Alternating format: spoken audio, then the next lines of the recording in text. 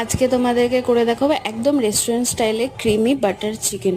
যার জন্য প্রথমেই মাংসগুলোকে নুন আদা রসুন বাটা দিয়ে ভালো করে 1 ঘন্টার জন্য ম্যারিনেট করে রাখবো। তারপরে ওই মাংসে দিয়ে দেবো জল ঝরানো টক দই, কাশ্মীরি লঙ্কার গুঁড়ো, মেথি পাউডার, গরম মশলা গুঁড়ো, সামান্য বিট নুন আর সর্ষের তেল দিয়ে ভালো করে মেখে নিয়ে কড়াইতে সামান্য পরিমাণে তেল দিয়ে ভালো করে এপিট ওপিট সেঁকে নেবো বা গ্রিল করেও নিতে পারো তোমরা। তারপর সাদা তেল আর বাটার একসাথে দিয়ে পেঁয়াজগুলোকে হালকা ভেজে তার মধ্যে দিয়ে দেবো টমেটো কুচি, কাজু বাদাম, শুকনো লঙ্কা আর সামান্য পরিমাণে নুন দিয়ে ভালো করে ভেজে নিয়ে দিয়ে দেবো জল দিয়ে ভালো করে ফুটিয়ে নিয়ে পেস্টটাকে ঠান্ডা করে মিক্সিতে বেটে নিয়ে এর মধ্যে দিয়ে ছেঁকে নেবো। তারপরে অনেকটা বাটার গলিয়ে তার মধ্যে দিয়ে দেবো আদা রসুন বাটা দিয়ে ভালো করে মিশিয়ে দিয়ে দেবো আগে থেকে বানিয়ে রাখা পেস্ট, কাশ্মীরি লঙ্কার গুঁড়ো, স্বাদ মতো নুন, জিরে গুঁড়ো দিয়ে ভালো করে মিশিয়ে দিয়ে দেবো আগের থেকে তৈরি করে রাখা চিকেনগুলো। ফ্রেশ ক্রিম আর কাসুরি মেথি দিয়ে ভালো করে ফুটিয়ে নিলেই ব্যাস তৈরি হয়ে গেল আমাদের chicken butter masala. Thank you.